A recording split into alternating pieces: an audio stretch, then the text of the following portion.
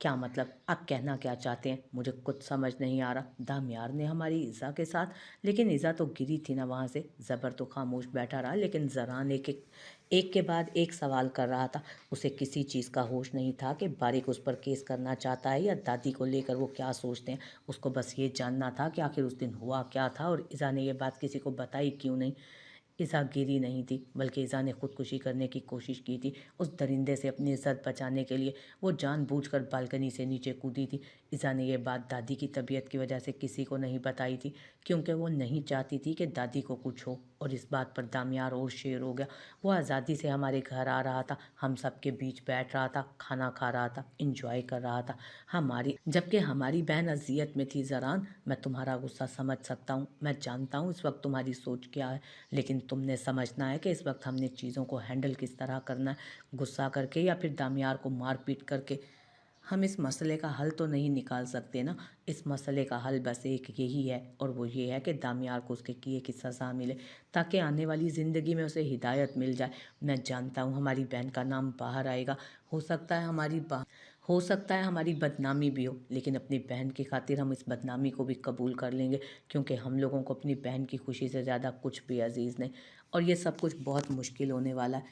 हम सबको एक होकर सोचना होगा। इस वक्त हम कोई भी गलती नहीं कर सकते, बल्कि अक्लमंदी से काम लेते इस मसले को हल करना पड़ेगा। और इसका हल क्या है, बताएं मुझे। ज़रान उसकी तरफ देखते पूछने लगा, बाबा ने क्या सोचा है? चाचा जान की सोच क्या है? उसने सबसे पहले घर के बड़ों के बारे में पूछा था। उनकी वही सोच है जो ऐसी कंडीशन में घर के बड़ों की होती है। वही घिसी पिटी सोच के कहीं से ईज़ा का रिश्ता अच्छा नहीं आएगा। वही घिसी पिटी सोच के कहीं से ईज़ा का अच्छा रिश्ता ढूंढ कर उसकी शादी कर दो, और उसे सारी ज़िंदगी के लिए एक रिश्ते में कैद करके ज़हनी अजियत दो। और उसका गुनहगार है वो आज़ादी से घूमता रहे। क्या फ़र्क पड़ता है? हमारी बेटी तो जी रही है ना इज़्ज़त की ज़िंदगी। मैं अपनी बहन को दामियार के किए की सज़ा हरगिज़ नहीं दूंगा। मुझे फ़र्क नहीं पड़ता कि ज़माना क्या कहता है, लेकिन अपनी बहन की खुशी के लिए मैं लड़ूंगा। वो उनकी तरफ देखते बोला तो ज़रान ने उसके कंधे पर हाथ रखकर उसे अपने साथ होने का यकीन दिलाया। सिर्फ आप नहीं भैया, हम चारों मिलकर अपनी बहन की खुशियों के लिए लड़ेंगे। उस दामियार शाह को अगर ये लगता है कि हम उसका कुछ नहीं बिगाड़ सकते, तो अब हम उसे बताएंगे कि हम उसका क्या क्या कुछ बिगाड़ सकते हैं। मैं आज ही उस पर केस फाइल करता हूँ, अपने वकील का इंतज़ाम कर ले। वो उसके करीब से उठते हुए वहाँ से निकल गया था, जबकि बारी को अपने भाइयों पर पूरा यकीन था। क्या खबर लाए हो मुबशिर? कुछ पता चला कि वो मेरे खिलाफ क्या साजिश कर रहे हैं, क्या वार करना चाह रहे हैं वो मुझ पर? मुबशिर जैसे ही उसके कमरे में दाखिल हुआ, उसने उसकी तरफ देखते हुए पूछा था, जबकि उसके हाथ में शराब का गिलास था। वो हर तरह के दिखावे से अब बाहर आ चुका था। वो वापस अपनी ज़िंदगी में मगन हो चुका था, जिस तरह वो पहले था। उस वक्त भी वो अपने आप को वैसा ही जाहिर कर रहा था। फिलहाल तो वो लोग किसी तरह की कोई साजिश नहीं कर रहे, बल्कि वो चारों अस्पताल में थे, क्योंकि दादी की तबीयत ख़राब हो गई है। खबर मिली है कि तकरीबन 11 बजे के करीब वो लोग दादी को अस्पताल लेकर गए, और फिर दादी से मुलाकात के लिए इंस्पेक्टर ज़बर और लॉयर ज़रान भी वहाँ आ गए। लेकिन अब वो लोग वापस जा चुके हैं, सिर्फ बारिक अस्पताल में। बाकी हर तरफ सुकून ही सुकून है। फ़िलहाल वो किसी तरह की कोई साजिश नहीं कर रहे, और ना ही कोई प्लानिंग कर रहे हैं। मैंने लॉयर को फ़ोन किया था, अभी तक किसी तरह का कोई केस नहीं करवाया, और ना ही इस बारे में कोई ख़बर मिली है। चलो कोई बात नहीं, हम इंतज़ार कर रहे हैं उनके वार का। तुम ऐसा करो कि गाड़ी निकाल दो, और हाँ, किसी अच्छे लॉयर का इंतज़ाम भी कर दो। मैं उस लॉयर पर यकीन नहीं कर सकता कि ये मेरे लिए अच्छा साबित होगा। सामने ज़रान शाह है, और ज़रान शाह अब तक कोई केस नहीं आ रहा। उसके मुकाबले का कोई लॉयर ढूंढो। और हाँ, तुमने कोशिश करनी है कि ये मामला मीडिया तक ना जाए। मैं नहीं चाहता कि ईज़ा की किसी भी तरह की कोई बदनामी हो। अब उसके भाई उसकी फ़िक्र करें या ना करें, लेकिन मैं तो करूँगा। मैं अपनी होने वाली बीवी पर किसी तरह की उंगली नहीं उठने दे सकता। मुझे उस पर किसी तरह की कोई तोहमत नहीं लगवानी। उसकी इज़्ज़त अब दामियार शाह की इज़्ज़त है, इस बात का ख़ास ख्याल रखना है तुमने।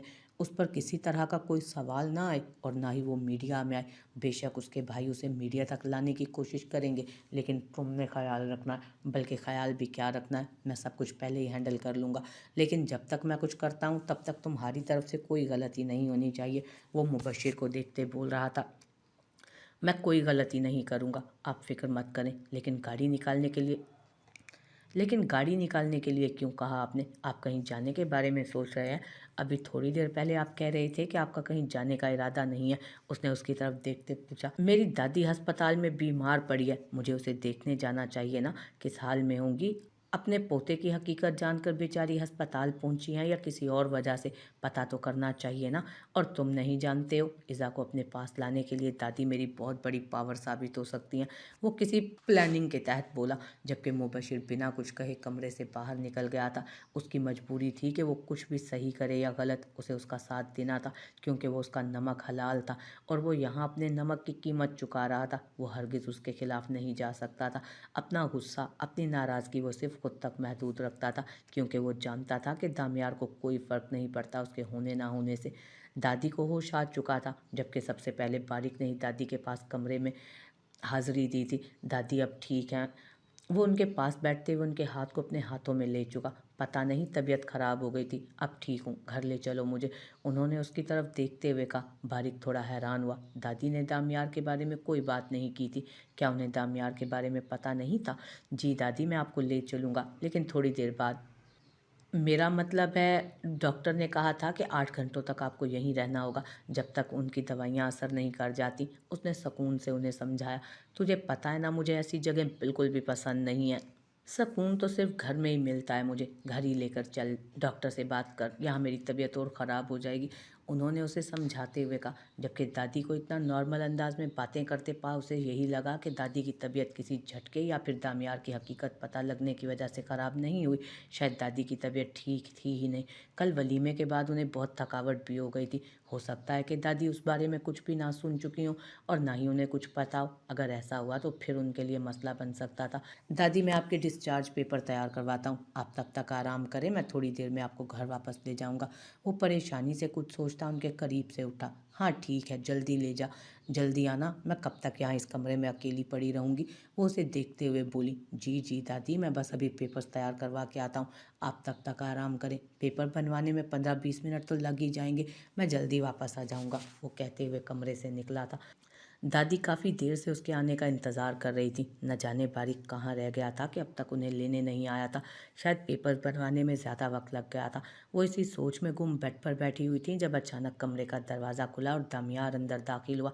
दादी, क्या हुआ आपको? आप ठीक तो हैं? आपकी तबीयत ख़राब हो गई थी, आपको अस्पताल लाया गया, मुझे थोड़ी देर पहले ही पता चला, तो मुझसे रहा नहीं गया, मैं सीधा आपके पास दौड़ा चला आया। अब कैसी तबीयत है आपकी? आप ठीक तो है ना? वो फिक्रमंदी से पूछ रहा था बहुत, जबकि दादी उसे देख रही थी। क्या हुआ दादी, आप इस तरह से क्यों देख रही हैं मुझे?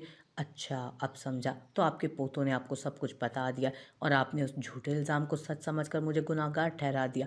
ठीक है दादी, मैं समझ सकता हूँ, मेरी ख्वाहिश सिर्फ इतनी थी कि मैं इज़ा से शादी करूँ, मोहब्बत हो गई थी मुझे उससे, मैं अपनी ज़िंदगी में उसे शामिल करना चाहता था, अपनी खुशियों में शामिल करना चाहता था, उसे अपना बनाना चाहता था, और ये बात मैंने आपसे शेयर की थी। लेकिन मैं नहीं जानता था कि वो सब लोग उसके लिए और सोच रखे हुए हैं। मेरी मोहब्बत पर उन लोगों को यकीन नहीं था। शायद वो इज़ा की शादी कहीं और करना चाहते हैं, लेकिन उन्होंने मुझ पर जो इल्ज़ाम लगाए हैं वो चटाख। वो पता नहीं क्या क्या बोलने वाला था जब दादी का हाथ उठा था और उनके थप्पड़ की आवाज़ के बाद सन्नाटा छा गया, जबकि वो हैरानगी से उन्हें देख रहा था। चटाख! इससे पहले कि वो उनकी तरफ बढ़ते हुए कुछ और बोलता, एक और थप्पड़ दादी ने उसके मुंह पे दे मारा, और ये वाला थप्पड़ पिछले वाले थप्पड़ से ज़्यादा ज़ोरदार था। वो हैरत और बेयकीनी से दादी की तरफ देख रहा था, जिन्होंने थप्पड़ नहीं मारे थे बल्कि अपनी नफ़रत साफ अंदाज में बयान की थी। उसे यकीन नहीं आ रहा था कि ये वही औरत है जो कल तक उससे मोहब्बतें जता रही थी, उसे बता रही थी कि वो उसके लिए कितना तड़पी है, कितना रोई है, वो उससे कितनी मोहब्बत करती है। कल तक ये औरत इज़ा को उसके हवाले तक करने को तैयार थी और इज़ा के साथ उसकी शादी पर सबसे ज़्यादा खुश भी थी, और आज वही औरत उसे थप्पड़ पे थप्पड़ मार रही थी। यकीनन उसने वो सब कुछ सुन लिया था और यकीन भी कर लिया था। बेशरम, बेगैरत, घटिया इंसान, तेरी हिम्मत कैसे हुई यहाँ तक आने की? तेरी हिम्मत कैसे हुई मेरी पोती के साथ बदसलूकी करने की? तेरी हिम्मत कैसे हुई उसकी इज्जत पर हाथ डालने की? दादी का बस नहीं चल रहा था कि उसे जान से मार डाले। उसके गिरेबान को पकड़ते वो उसे झिंझोड़ रही थी, जबकि वो सिर्फ उन्हें देख रहा था। तूने बहुत गलत किया है दामियार, और तेरी इस गलती की कोई माफ़ी नहीं, कोई माफ़ी नहीं है। तू मेरी पोती के लायक ही नहीं। तुझ जैसे घटिया इंसान को तो कोई गैरतमंद इंसान अपनी बेटी देगा भी नहीं। तुझे शर्म ना आई ऐसी घटिया हरकत करते हुए? कहाँ मर गई थी तेरी गैरत जो तूने एक मासूम लड़की की इज्जत पर हाथ डालने की कोशिश की? कहाँ कमी रह गई थी हमारी मोहब्बतों में? कहाँ कमी छूट छूट गई थी जो तूने ये काम किया। हमने तुझे इस घर में जगह दी, तुझे अपना बनाया, तुझे मोहब्बत दी, चाहत दी, और तूने हमारे साथ ऐसा किया। वो जैसे उसे एहसास दिला रही थी उसकी गलतियों का, लेकिन उनके आंसू का, उनकी तकलीफ़ का उस पर क्या ही असर होना था। वो उन्हें उकताए हुए अंदाज में सुन रहा था। हो गया या अभी कुछ और भी बाकी है बुढ़िया? तेरी मोहब्बत किसे चाहिए थी? तेरी मोहब्बत किससे चाहिए थी? तेरी दी हुई इज्जत और चाहत दामियार शाह को तो हरगिज़ नहीं चाहिए थी। तुझे क्या लगता है मुझे तुझ जैसी औरत से मोहब्बत चाहिए थी? तुझ जैसी औरत की चाहत की तलब थी क्या मुझे? नहीं। तुम क्या और तुम्हारी औकात क्या? तुम खुद एक घर से भागी हुई औरत हो। तुम मुझे क्या इज्जत दोगी? तुम्हारी तो खुद की कोई इज्जत नहीं। अगर चाहूँ तो तुम्हारे थप्पड़ का जवाब ना थप्पड़ से देकर तुम्हें बता सकता हूँ कि क्या औकात है तुम्हारी। तुम्हें क्या लगता है तुम्हारी वजह से मैं घर आया था? तुम्हें मरते देखकर मेरा दिल पिघल गया और मैं अपने बाप दादा की नफरत भुलाकर तेरे पास आ गया? नहीं, हरगिज़ नहीं।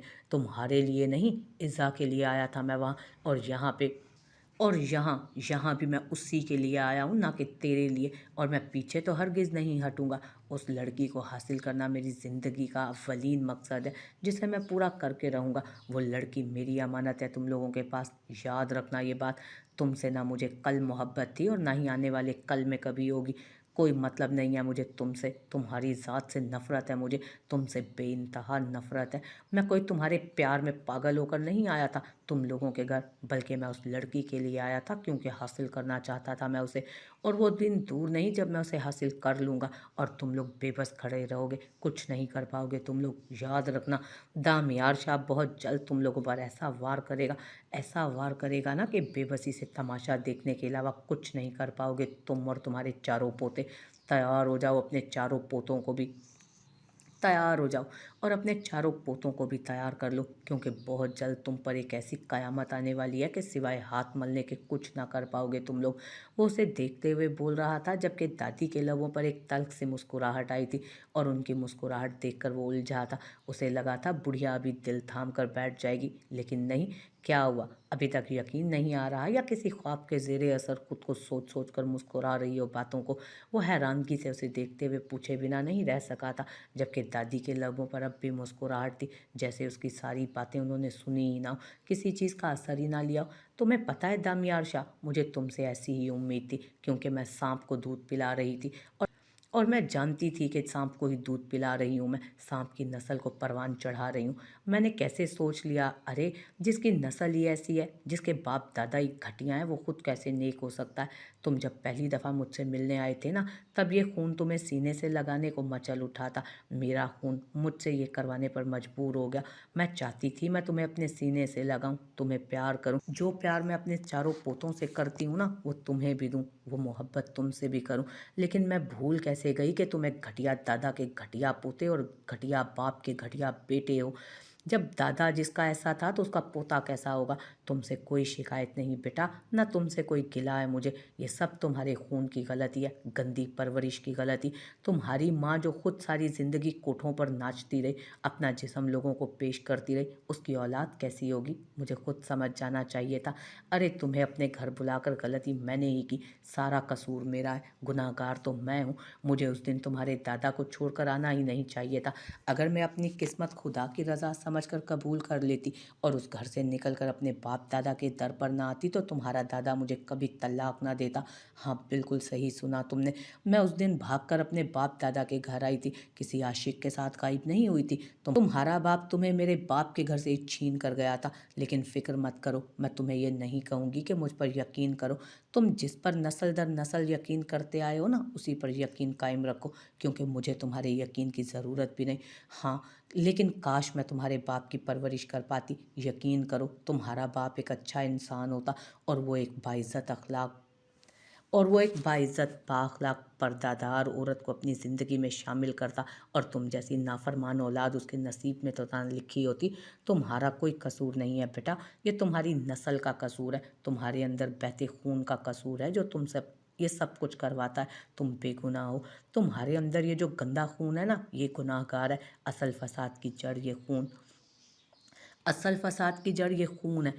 उसी खून की बिना पर तुम मेरे सामने अकड़ कर खड़े हो ना, अपने बाप दादा की ज़ुबान इस्तेमाल कर रहे हो। क्या कहा तुमने? घर से भागी हुई औरत जिसकी कोई इज्जत नहीं? अरे तुम्हारे बाप दादा की क्या इज्जत है? वो मर्द जिसका एक औरत से दिल नहीं भरता, कभी एक कोठे पर तो कभी दूसरे कोठे पर। अरे तुम्हारे दादा साहब तो घर में औरतों को बुलाकर नचवाते थे। गैरतमंद इंसान जो थे खुद कोठे पर जाते थे तो लोग बातें बनाते थे, इसीलिए घर पर उनके ये शुगल जारी रहते थे जिनसे मैं तंग थी। मैं उस घर से भागी नहीं थी, लेकिन शायद भाग जाती, क्योंकि मैं तंग आ गई थी तुम्हारे दादा की गलीज और घटिया हरकतों से। परेशान होने की ज़रूरत नहीं है। ये जो आदतें तुम में है ना, ये नस्ल दर नस्ल तुम्हारे ख़ानदान में, और कोई भी इज़्ज़तदार औरत तुम्हारे घर की औरत बनना पसंद नहीं करेगी, क्योंकि तुम्हारा बाप दादा तुम सब घटिया हो, नस्ल दर नस्ल ही घटिया है। और तुम लोगों की आने वाली नस्लें भी ऐसी ही होंगी। तुम मेरी ईज़ू से शादी के ख्वाहिशमंद हो ना, तो पहले जाकर इस काबिल बनो। मेरी ईज़ू हीरा है, तुम मेरी ईज़ू के काबिल हो ही नहीं, और ना ही कभी काबिल बन सकते हो उसके।